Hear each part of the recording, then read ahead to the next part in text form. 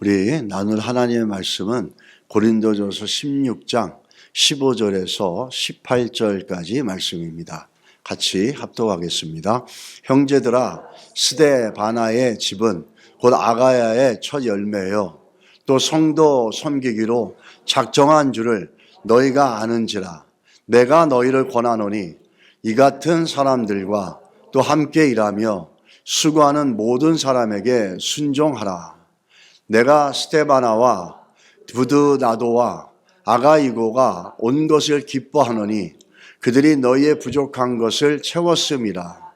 그들이 나와 너희 마음을 시원하게 하였으니 그러므로 너희는 이런 사람을 알아주라.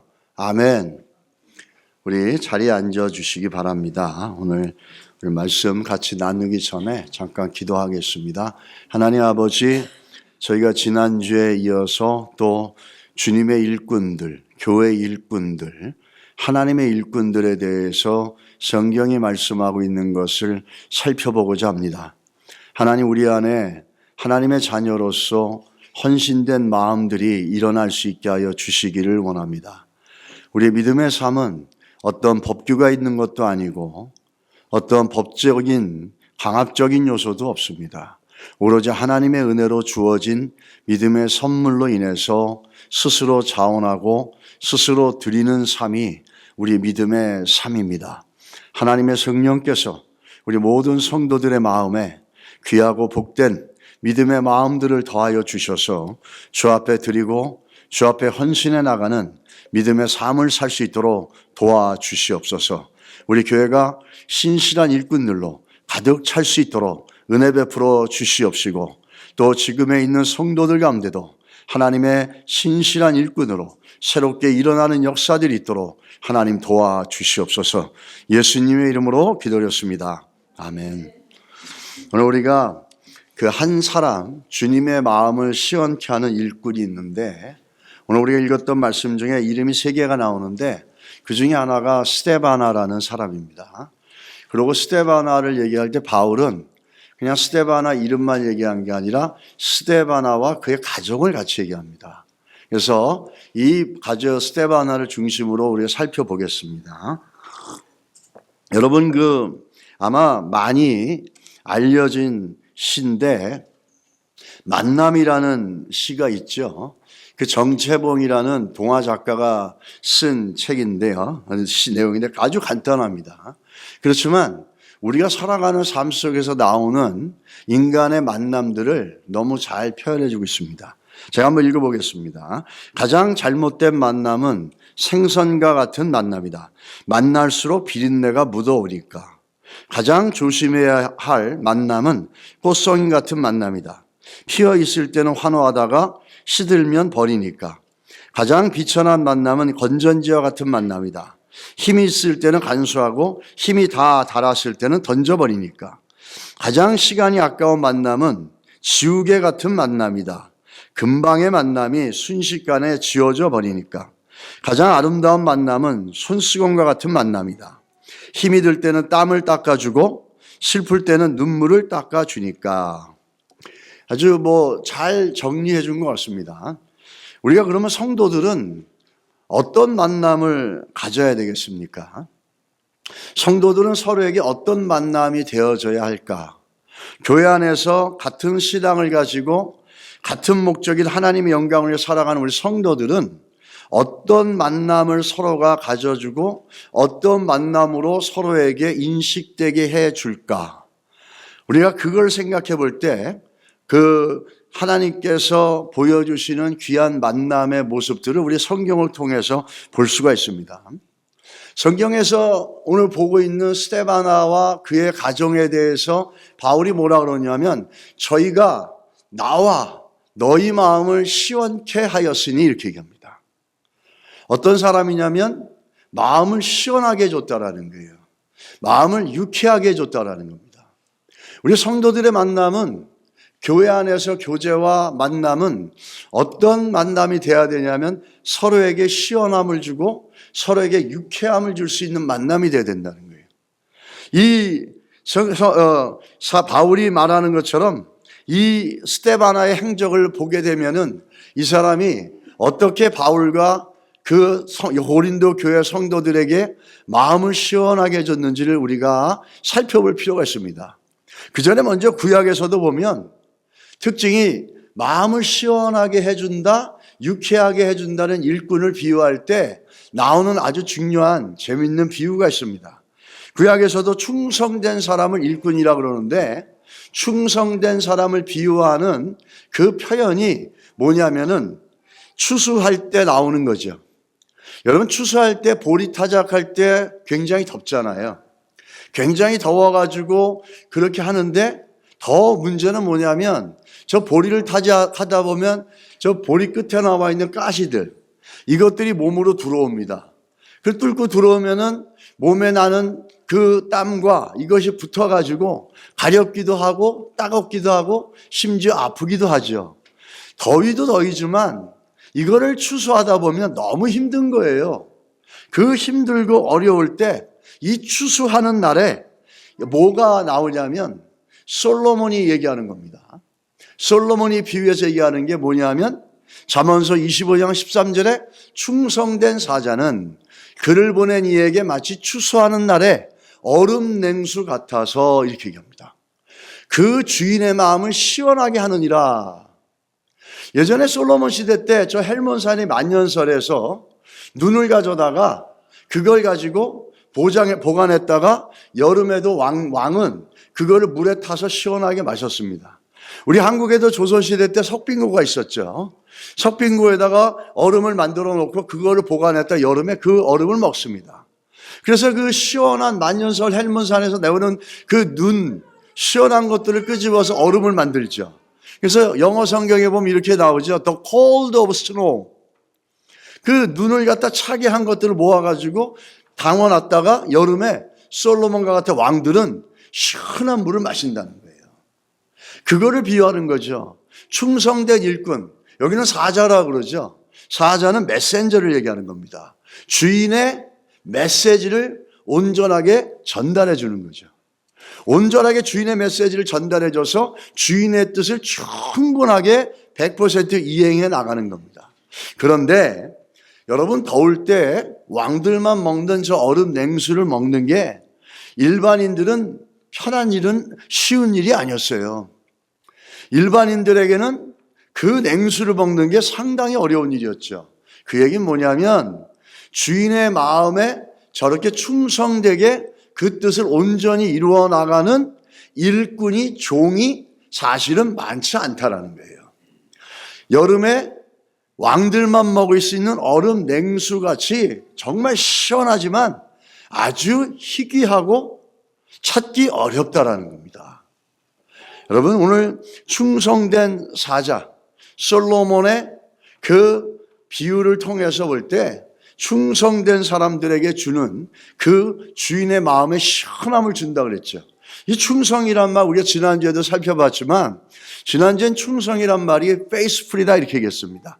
지속적이고 변함없는 거 이게 신실함이죠. 지난주에 이렇게 신실함에 대해서 설교를 했는데 오늘 이렇게 많이들 빠지셨어요. 지속적으로 좀 이렇게 주의를 좀 잘 지켜줬으면 좋겠는데 이 충성되다는 말과 믿음은 같은 어원에서 나옵니다. 이 충성되다라는 헬라어는 피스토스라 그러는데 또 이 믿음이라는 말은 피스티스라 그럽니다. 이 뿌리를 들어가면은 어느 뿌리에서 나오냐면 페이쇼라는 단어에서 나와요. 이 페이쇼가 무슨 말이냐면은 믿음과 충성이 같이 나오는 뿌리인데요. 이 페이쇼는 하나님의 말씀을 이해하고 믿어서 믿음으로 나아가게 되는 것. 그래서 영어로 보면 the process of being persuaded by the word of God. 그래서 which leads to faith. 이 충성이라는 이 말 속에는 하나님의 말씀을 먼저 듣는다라는 게 들어가 있습니다. 하나님 말씀을 듣고 그 말씀을 들음으로 말미암아 믿음으로 나가는 거예요. 여러분 충성되다라는 건 어떤 의미죠? 하나님의 말씀을 듣는 데서부터 시작된다는 거예요. 그래서 믿음이 없이는 하나님을 기쁘시게 할 수 없고 믿음은 들음에서 나잖아요. 충성은 하나님 말씀을 들음으로 말미암아 믿음으로 나아가는 겁니다. 그래서 믿음이 없는 충성은 없고 충성이 없는 믿음은 존재하지 않습니다. 그래서 믿음으로 나아가는 거죠. 그래서 여러분 이러죠. 나는 믿습니다. 내가 믿음이 어때요? 근데 그 믿음이 있으면은 제일 중요한 게 뭐죠? 충성됨이 있어야 돼요. 그 충성됨은 또 어디서 나오죠? 하나님 말씀을 듣는 데서 나와야 되는 거예요. 그래서 하나님 말씀을 들음으로 그 충성됨이 일어나고 신실함이 일어나면서 그걸 믿음의 행위로 옮기는 거죠. 이건 나눌 수가 없어요. 믿음과 충성과 하나님 말씀은. 이 세 가지는 함께 가는 겁니다. 우리는 신앙 좋다고 하지만은 일관성 없는 신앙의 모습 속에서 충성됨이 없는 신앙의 모습에서 우리는 상당히 실망스러울 때가 참 많이 있습니다. 또 그 신앙이 아무리 좋다고 해도 이 하나님의 말씀에 대해 들으려고 하는 의도와 하나님 말씀에 대한 관심이 없어요. 그런데 그런 이들이 하나님의 일꾼이 되고 교회의 일꾼이 되면 그거는 어려운 겁니다. 우리가 지난주에 얘기했잖아요. 디모데후서 2장 15절에 바울이 부끄러운 일꾼에 대해서 얘기하죠. 너는 진리의 말씀을 옳게 분별하며 부끄러울 것이 없는 일꾼으로 이렇게 얘기합니다. 일꾼으로 인정된 자로 자신을 하나님 앞에 드리기를 힘쓰라. 여기서 일꾼의 가장 큰 조건이 뭡니까? 하나님 말씀을 듣고 하나님 말씀을 하나님 말씀으로 올바르게 받아들이고 분별하며 듣는 겁니다. 이것이 일꾼에 있어서 가장 중요한 것들이에요. 하나님의 일꾼이지만 말씀과 상관없고 그러면 충성됨도 나오지 않고 충성됨이 없다는 건 믿음도 없다는 거죠. 이 관계는 같이 가는 겁니다. 그래서 우리가 우리 신앙 삶에 있어서 우리의 신앙이 있다 없다를 얘기하기 전에 내가 하나님 말씀을 듣는 태도와 그 말씀을 듣고 내가 그 말씀에 순종하려는 충성된 마음이 있어서 그것이 믿음으로 드러나야 된다는 거죠. 이런 관계들이 우리 가운데 있어야 될 줄 믿습니다. 이 스데바나는 아가야의 첫 열매였어요. 이 아가야의 첫 열매. 이제 지금 그 스데바나가 어떤 일꾼이었는지 이렇게 보게 되면 먼저 스데바는 아가야의 첫 열매였습니다. 그 다음 거 보여주시면 아가야의 첫 열매인데 17절에 보게 되면 내가 스데바나와 부드나도와 아가이거에 온 것을 기뻐하노라. 바울이 이렇게 얘기하죠. 이게 지금 무슨 상황이냐면 고린도 교회는 굉장한 분쟁과 분열과 갈등이 그 교회 안에 가득 있었습니다.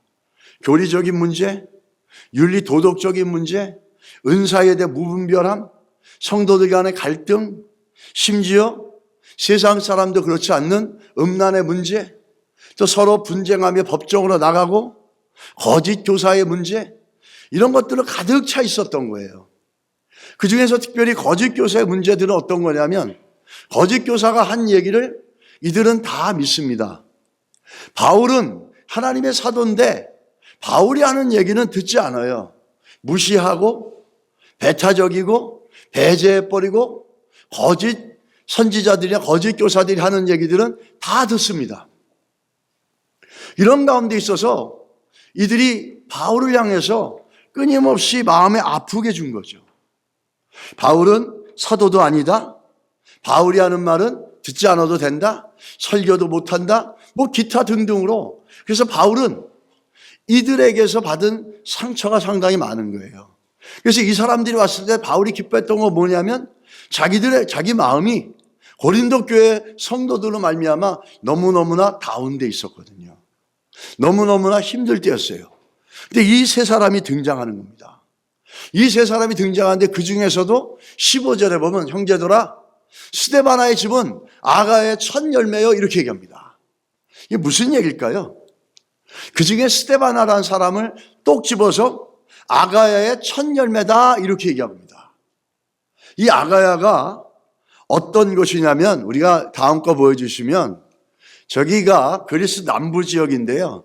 여러분 잘 아는 아덴이 있고 그 옆에 아가야가 있습니다. 이 바울은 아테네에서 복음을 전했어요. 알다시피 이 아테네는 아주 철학으로 유명한 곳입니다. 그러다 보니까 바울이 자기가 갖고 있는 철학적인 지식으로 복음을 전했어요. 그런데 유일하게 바울이 복음을 전하고서 교회가 탄생되지 않은 지역이 바로 여기입니다. 자기는 자기 알고 있는 철학을 갖고 그들에게 접촉해서 복음을 전했는데 좋은 결과가 나지 못했어요. 자기의 사역은 좋은 효과를 내지 못했다라는 거예요. 그러므로 인해서 다윗은 그 부분에 있어서 힘들었었죠. 힘이 들 수밖에 없었던 겁니다. 그 전에 바울이 북부 마게도니아, 데살로니가, 베레아에서 전도하다가 모진 핍박을 받고 다시 아데네로 가서 아덴에서 전도했는데 그 사역의 열매가 그렇게 좋지 않았다 얘기합니다. 혹자는 이 아데네에서 바울의 전도 사역이 실패했다 이렇게 얘기합니다. 그런데 우리가 한 가지 중요한 건 뭐냐면 바울의 사역은 실패할 수 있습니다. 그런데 하나님의 말씀은 실패하지 않습니다. 사역은 실패할 수가 있어요. 하나님의 말씀은 실패하지 않습니다. 그걸 어떻게 할 수 있냐면 바울은 아덴에서 말씀을 전하고 복음을 전했는데 거기서 많은 사람이 나오지 않고 교회가 생기지 않고 그러니까 이 사역이 어쩌면 실패했다고 생각했을 거예요. 그런데 우리가 사도행전 17장 34절에 보면 이렇게 나옵니다. 몇 사람이 그를 친하며 믿으니 그중 아레오바고 관원 디오누시오와 다마리아라는 여자와 또 다른 사람도 있더라. 여기서 몇몇 사람들이 바울은 실패했다 생각할 수도 있고 우리가 볼 때 실패했다 할 수도 있는데 바울이 전한 그 복음과 그 말씀에 몇몇 사람들이 변화되어졌어요. 그 중에 한 사람이 누구죠? 오늘 우리가 보는 스데바나라는 사람이에요. 이 스데바나라는 사람이 그때 전했던 그 복음으로 변화되어진 거죠. 그러고서 지금 그는 변화되어져서 어떻게 합니까? 고린도 교회 가가지고 자기만 변화된 게 아니에요. 자기가 변화된 그 복음을 가지고 자기 가족 전체를 변화시켰어요. 그래서 가족이 전체가 그 교회를 섬기고 있고 가족이 전체가 하나님의 교회와 성도를 섬기기로 작정을 한 거예요. 스데바나 혼자가 한 게 아니라 가족 전체가 섬기는 데 있어서 작정을 했다는 거죠. 여러분, 우리는 하나님의 말씀을 오늘 본문을 보면서 바울을 보면서 사역은 실패할 수 있습니다. 미니스트리는 실패할 수 있지만 하나님 말씀을 한번 선포된 말씀은 거저 돌아옴이 없습니다. 우리 이사야 55장 10절에서 11절 말씀에 이렇게 나와 있죠. 비와 눈이 하늘에서 내려서는 다시 그리로 가지 않고 토지를 적시어서 싹이 나게 하며 열매가 맺게 하여 파종하는 자에게 종자를 주며 먹는 자에게 양식을 줌과 같이 내 입에서 나가는 말도 헛되이 내게로 돌아오지 아니하고 나의 뜻을 이루며 나의 명하여 보낸 일에 형통하리라. 아멘. 하늘의 비와 이슬이 내렸다가 다시 올라갑니까? 아니죠. 토지를 적시고 그래서 나무들이 식물들이 싹이 나고 열매가 나지 않습니까? 그래서 파종을 하고 하베스팅을 하죠. 하나님의 말씀도 마찬가지예요. 한번 선포된 하나님 말씀은 거저 왔다 헛되게 돌아오는 게 없다라는 거예요. 선포되어진 말씀은 하나님의 뜻을 이룰 때까지 끊임없이 일하고 그 일을 형통케 만든다고 이사야가 말씀하고 있다는 거예요. 여러분, 우리가 듣는 이 하나님의 말씀이 우리 가운데서 이런 일을 이루시는 것을 기억하시고 믿으시기를 주 이름으로 축복합니다. 이렇게 해가지고 이 하나님 말씀은 항상 우리들 가운데 실패가 없이 다가오거든요. 바울은 자기가 사역에 실패한 줄 알았겠죠. 그러나 바울 개인의 사역은 실패했을지 몰라도 바울이 전한 말씀은 실패하지 않았어요. 우리는 믿음으로 우리가 심는 것들, 믿음으로 우리가 행하는 것들, 여기엔 반드시 열매가 있어요. 제가 군대에 있을 때, 제가 이등병일 때 이제 병장이 돼서 제대하기 얼마 안 남은 고참이 있었어요. 근데 저를 좋아해서 야간 근무 쓸 때마다 저를 데리고 갔어요. 그래가지고 그분에게 전도를 하고 나중에 요만한 조그만 시편과 신약성경 요만한 거 조그만 거 있거든요. 그거를 제가 좋아해서 갖고 다녔는데 제대할 때 그걸 드렸어요. 예수 믿으라고 이제 전도하고 그랬는데 그걸 잊어버렸죠. 군대를 제가 제대하고 한 9년인가 지나고 났는데 저희 친구가 사고가 나서 그 강릉에 입원을 한 거예요. 그래서 강릉 병원에 찾아갔습니다. 찾아갔는데 그 침대 바로 옆자리에 그 양반이 있는 거예요. 그러면서 그 양반이 그때 그러더라고요. 그 와이프가 순복음교회 조장이래요. 그래서 교회를 너무너무 열심히 나갈 수밖에 없다 그러면서 그 신앙생활을 잘하고 있다 그러더라고요. 전 깜짝 놀랐습니다. 그렇게 될지 상상도 못했던 거예요. 나는 그냥 그렇게 한 것밖에 없는데 그 뒤에서 하나님 일하시고 역사에서 그 아들을 구원을 시킨 거죠. 여러분, 믿음으로 심는 거는 절대로 거저가 없어요. 주 예수 이름으로 행하고 주 예수 이름을 심어가고 하나님 말씀을 따라서 믿음으로 기도하고 심는 거는 실패가 없고 헛된 것이 없습니다. 믿으십니까? 이런 건 아멘 하셔야 되는 거예요. 이런 거는. 우리가 올 한해 선교를 계획하고 있습니다. 그래서 그 태국에 일단 우리가 교회를 세우는 일들을 기도하고 있어요. 그 일을 할 때 여러분들이 정말 믿음으로 마음으로 이거 돌 얼마가 드느냐 이렇게 하는 게 아니라 먼저 하나님 나라와 하나님의 영혼들과 그리고 하나님의 교회를 세우는 일에 내가 먼저 마음을 드리겠습니다. 이런 헌신된 마음으로 참여해 나갈 때 우리의 드리는 물질과 또 그 사역의 그 열매들도 넘치게 될 줄 믿습니다. 그런 믿음으로 심는 거죠. 그런 믿음으로 우리 해나갈 때 절대 실패함이 없습니다. 영국에서 어떤 교회에서 5살 먹은 소년이 지정헌금을 했습니다. 그 소년은 1페니를 헌금하면서 이것으로 신약 성경을 사서 인도에 보내달라고 목사님에게 부탁을 했습니다. 그래서 그 교회 목사님은 그냥 우습게 지나칠 수 있는데 5살 된 소년의 헌금을 소중하게 받아서 그 소년의 뜻대로 돈을 좀 보태서 작은 신약 성경 한 권을 사가지고 그 소년이 거기 사인을 했습니다. 그러고 나서 그것을 해가지고 인도로 보냈어요. 그리고 시간이 많이 지났습니다. 목사님과 소년은 다 잊어버렸어요. 20년이 지난 후에 목사님 우연히 인도의 어떤 마을을 방문하게 됩니다. 이 마을에 방문했는데 그 마을 사람들은 인도 사람들이 다 그런 건 아니지 않습니까? 너무나 예수님을 잘 믿고 참으로 진지하게 신앙생활하고 있는 걸 보았다라는 거예요. 그래서 목사님이 하도 이상해서 그 마을 사람들에게 이렇게 질문했습니다. 선교사가 왔었습니까? 여러분들은 어떻게 이 마을에 복음이 전파되고 여러분 예수 믿는 신앙을 받아들일 수 있었습니까? 이렇게 묻자 마을 사람들이 말합니다. 20년 전에 어떤 선교사가 찾아와서 작은 신약 성경 하나를 주고 떠났대요. 근데 그 성경을 읽다가 마을 사람들이 있다가 거기서 믿음을 얻고 예수를 발견하면서 그 조그만 신약 성경 하나가 자기네들 신앙의 바탕이 되어지고 그 복음의 기초가 되어졌다는 겁니다. 그러면서 그때 그 성경 다 떨어지고 남루한 성경을 보여주더래요. 그래서 그 성경을 보면서 훑어보다가 맨 끝에 보니까 20년 전에 그 5살 난 어린아이가 했던 사인이 거기에 있더랍니다. 그러면서 그렇게 무심코 보냈지만은 헛되게 돌아오지 않게 하는 게 하나님의 말씀의 능력이고 우리 믿음의 섬김의 결과들입니다. 여러분 믿으시길 축복합니다. 우리는 이 사실을 못 믿으면 신앙생활하는 게 너무나 공술의 공수거처럼 뭐 그냥 그런 것 같을 때가 있어요. 그런데 하나님 말씀은 거저왔다 돌아가지 않는 것처럼 그 말씀을 붙잡고 우리 심령에 새겨서 인내하고 지키면서 기도해 나갈 때 그 말씀의 능력이 얼마나 파워풀한지를 볼 수 있다는 거죠. 말씀으로 믿음으로 승리해 본 사람들은 그 예배의 자리에 나오는 것이 얼마나 기쁘고 감사한 건지 몰라요. 여러분 우리가 이번에 선교 사역 그거 교회 하는데 여러분이 믿음으로 말씀을 따라서 심어서 작은 승리들을 우리가 하나님 앞에 올려드리고 하나님께 영광이고 여러분과 저에게는 복이 되는 역사가 있기를 예수 이름으로 간절히 축원합니다. 아멘. 우리 옆에 분들에게 한번 인사합시다. 믿음의 결과는 확실합니다. 아멘. 예. 웃으니까 좋네요. 예.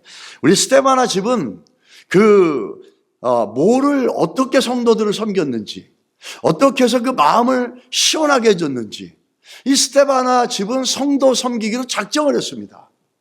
15절에 보십시오. 형제들아, 스데바나의 집은 곧 아가의 첫 열매요. 또 성도 섬기기로 작정한 줄을 너희가 아는지라 내가 너희를 권하노니 이렇게 얘기합니다. 알아달라는 거죠. 너희도 이렇게 되라는 거죠. 교회를 섬기는 섬기는 거는 아주 중요한 신앙의 열매입니다. 교회를 섬긴다고 하면서 어떤 경우는 이 교회를 섬긴다고 하지만 어떤 경우는 섬기는 게 아니라 교회에 자기가 중심이 되거나 이 잘못된 섬김이 있을 때가 있어요. 이 어떤 성도들은 교회를 조금 섬기다 힘들면 또 그만두고 조금 섬기다가 기분이 좀 그러면 그만두고 포기해 나갈 때가 참 많거든요.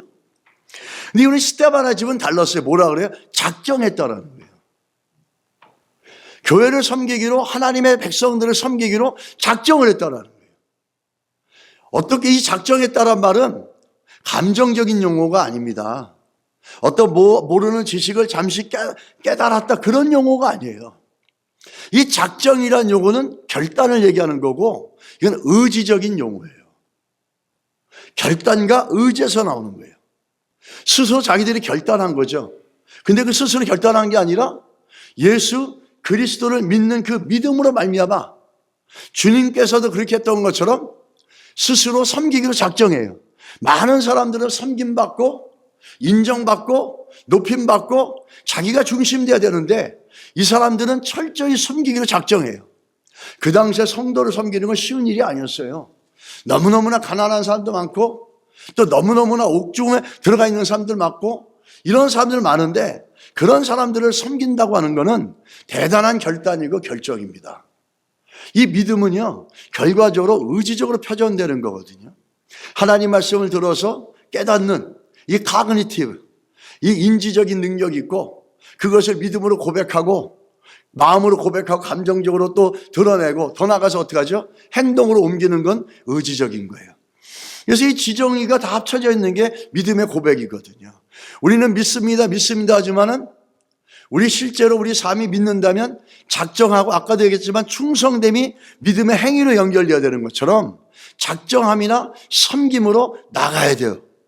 그는 우리가 한 게 아니라 주님께서 그렇게 하셨죠. 신앙생활을 하면서 작정한다라고 하는 것, 신앙생활을 하면서 교회를 섬긴다고 하는 때 일관성이 있어야 된다는 거죠. 아침과 저녁에 달라지는 조변석계가 되면 안 된다는 거예요. 아침에는 하겠다, 저녁에는 못하겠다, 이렇게 되면 안 된다는 거예요. 내 환경이 좋으면 하겠다, 환경이 나쁘면 안 하겠다, 이렇게 되면 하고 저렇게 되면 하고 우선순위에서 밀려나면은 그건 섬김이 되는 게 아니에요. 주의 나라와 주의 교회와 주의 백성을 섬기는 것은 우선순위가 가장 먼저가 돼야 된다는 겁니다. 예수님이 이 땅에 오셔서 작정한 건 뭐죠? 그분도 섬김을 받으려고 한 게 아니라 섬기려 오셨잖아요. 이게 예수님의 마음이라는 거죠. 이 스데바나 사람들과 이 스데바나와 그 가정은 작정을 한 거예요. 예수님처럼 자기들은 대접받고 섬김받는 게 아니라 반드시 지속적으로 변함없이 섬기겠다 작정을 한 거예요. 여러분, 우리 신앙인으로서 성도로서 살아가면서 여러분과 저는 주님 앞에서 또 주님 안에서 주를 위해서 뭘 작정해 본 적 있으십니까? 어떤 것을 결단해 보고 어떤 것을 작정해 보셨습니까? 우린 그렇지 않죠. 물론 그런 성도들이 있어요. 바로 그런 성도들을 통해서 교회는 유지되는 거고 그런 성도들을 통해서 오늘 여러분과 제가 여기에 앉아서 예배드릴 수 있는 거예요. 예수님이 이 땅에 오셔서 하신 것처럼 그렇게 하기로 작정한 성도들 때문에 예배가 이루어지는 거고 교회가 살아가는 거고 운영되어지고 선교의 열매들이 맺어지고 하나님 나라가 확장되어지고 여러 가지 많은 것들이 이루어지고 진행되어지는 겁니다. 누구 때문에? 스데바나 같은 성도들 때문에. 이 마가복음 10장 45절 여러분 잘 아는 말씀이죠. 인자에 온 것을 섬김을 얻으려 함이 아니라 도리어 섬기려 하고 자기 목숨을 많은 사람의 대속물로 주려 함이라 했습니다. 예수를 믿으면서도 섬김이란 단어를 한 번도 생각해 보지 않는다면 우리가 예수를 믿고 예수의 영이 있다면서도 섬김에 대해서 한 번도 고민해보고 나는 뭘 섬겨야 되나? 뭘 섬긴 것이 있나? 이렇게 돌아본 적이 없고 살펴본 적이 없다면 우리는 그런 믿음에 대해서는 좀 심각하게 생각해 봐야 돼요. 이 섬긴다는 거, 예수 우리 섬김을 통해서 교회와 하나님 나라는 이루어지는 겁니다. 우리 에베소서 4장 11절에 보시면 그가 혹은 사도로 혹은 선지자로 혹은 복음 전하는 자로 혹은 목사와 교사로 주셨으니 이들은 성도로 온전케 하며 봉사일을 하게 하며 그리스도의 몸을 세우려 합니다. 이 얘기는 뭐냐면 교회에 있는 모든 조직들, 교회에 있는 이런 조직, 여선교회, 남선교회, 안수집사, 이 모든 것들이 존재하는 이유가 뭐냐면 일단은 섬겨야 되는 거예요. 그 섬김의 목적은 뭐죠? 성도를 온전케 하는 거예요. 성도들의 영적인 신앙의 삶, 그 성도들의 믿음의 성장을 위해서 고민하고 기도하고 그렇게 방향을 잡고 재정을 책정하고 계획을 세는 겁니다. 세상의 비즈니스처럼 요걸 얼마 하고 저걸 얼마 하는 게 아니라 우리 성도들이 신앙이 성장하고 하나님의 영광이 되어지고 이 교회가 하나님의 뜻 가운데서 더 견고하게 서나가려면 우리는 어떻게 해야 될지, 어떻게 섬겨야 될지, 내가 목사든 내가 장로든 내가 집사든 어떤 위치에 있든 목적은 하나예요. 뭐죠? 성도를 온전케 하는 거예요. 그래서 그리스도의 몸을 세우는 거예요. 이거는 섬기는 사람을 통해서 이루어집니다. 섬기는 사람을 통해서 하나님께서 교회를 세우고 하나님 나라를 이루어가는 거죠. 우리에게 직분을 주신 목적이 바로 이런 거예요. 내가 장로니까 권사니까 사람들에게 인정받고 가리키고 훈계하고 이게 아니라는 거죠. 더 섬겨야 되고 더 낮아져서 우리 성도들이 우리 교회가 영적으로 신앙적으로 주를 알아가는데 온전케 자라가게 하시며 그래서 그들도 봉사와 또 섬김을 하게 하고 그래서 그리스도의 몸이 세워지는 겁니다. 그리스도의 몸이 충만해지는 거예요. 여러분 우리 교회 안에 이런 은혜가 있기를 예수 이름으로 축복합니다. 여러분의 위치 또 우리가 갖고 있는 직분 우리가 섬겨야 될 그 영역들 이런 것들이 주어졌을 때 우리가 정말로 겸손하게 그걸 기쁨으로 감사함으로 섬겨가며 이 작은 거지만 이 섬김을 통해서 성도들이 하나님 그리스도 안에서 더 풍성해지고 하나님의 교회가 견고하게 세워지고 또 우리가 그걸 통해서 선교와 열방 가운데 주의 나라를 이루어갈 수 있는 그런 역사가 되어진다는 걸 기억하고 우리에게 주어진 것들을 잘 섬겨갈 수 있게 되기를 주의 이름으로 축복합니다. 여러분 우리가 마더 테레사 분이 아주 귀하고 복된 말씀을 하셨어요. 이 스테바나는 이 작정을 했죠. 근데 한때 그 미국의 찰스 콜슨이라고 여러분 잘 아는 닉슨 보좌관으로 있다가 감옥에 들어갔다가 C.S. 루이스가 쓴 Mere Christianity, 순전한 기독교를 읽으면서 그가 변화가 되어집니다. 그러고 나서 나와서는 전 세계 감옥 선교를 해요. 여기저기를 다니면서 감옥을 다니면서 복음을 전했어요.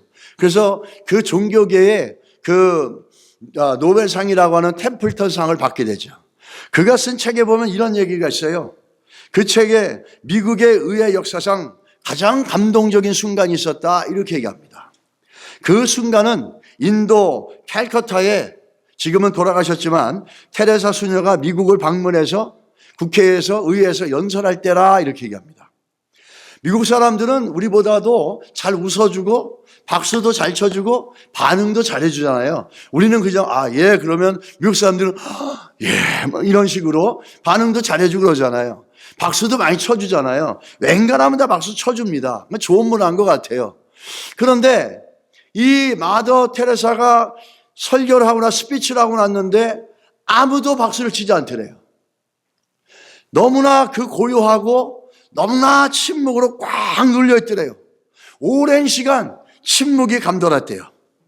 그 침묵이 너무 숨막혔고 전율을 느꼈다라는 겁니다. 왜냐하면은 거기 있는 사람들이 박수를 칠 여유가 조차 없었대요. 그 메시지를 전하고 나서 맨 마지막에 마더 테레사가 이런 얘기를 한 거예요. 섬길 수 있는 자만이 다스릴 수 있다. 섬길 수 있는 자만이 다스릴 수 있다는 거예요.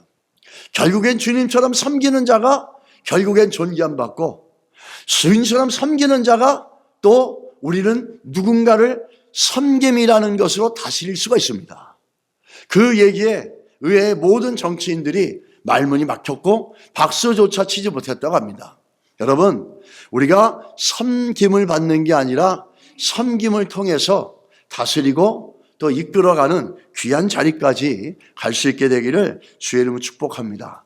이 스데바나는 교회에 어떻게 이분이 저기 교회를 섬겼나? 바울이 얘기하죠. 17절에 같이 한번 읽을까요? 내가 스데바나와 부드나도와 아가이고에 온 것을 기뻐하노니 저희가 저희 부족한 것을 보충하였습니다. 이게 보충했다 또 채워졌다 이런 얘기했는데, 보충했다는 말 이제 개역 한글로 하면은 뭐요? 부족한 거를 보충했다라는 거예요. 어디에? 성도들에게 또 교회에 부족한 것들을 보충해 줬다라는 거예요. 그게 누가 했냐면 스데바나와 그 가족이 그 일을 했다는 거예요. 여러분, 섬긴다는 거는 말로 하는 것들이 아니잖아요. 교회에 부족함이 있고 성도의 부족함이 있고 목회자의 부족함이 있으면 그걸 잠잠하게 보충해주고 채워져 나가는 게 이게 섬김이에요. 그런데 우리는 교회에 부족함이 있고 목회자의 부족함이 있고 성도들의 부족함이 드러나면 어떡합니까? 손가락질하고 비판하고 비난하고 소문을 내고 말을 만들어냅니다. 그거는 섬기는 자세가 아니라는 거죠. 우리는 섬긴다 하면서도 믿음으로 섬긴다 하면서도 뭘 섬겨야 될지 모르는 거예요. 어느 교회든지 부족함이 있어요. 그 부족함을 내가 채우려고 하는 거죠. 그게 섬김의 태도예요. 말로는 그렇지 나는 섬기려고 하지, 그게 아니라 정말 섬기고 정말 신앙에 있어서 본이 되어지려면 우리 성도들이 가지고 있는 부족함, 우리 목사가 갖고 있는 부족함, 우리 교회가 갖고 있는 이 부족함, 이거를 내가 어떻게 보충해 줄까 하는 게 섬김의 자세고 섬기려는 믿음의 모습이라는 거예요. 교회는 두 가지 종류의 성도가 있어요. 부족함을 불평하고 그걸 문제를 만드는 성도가 있어요.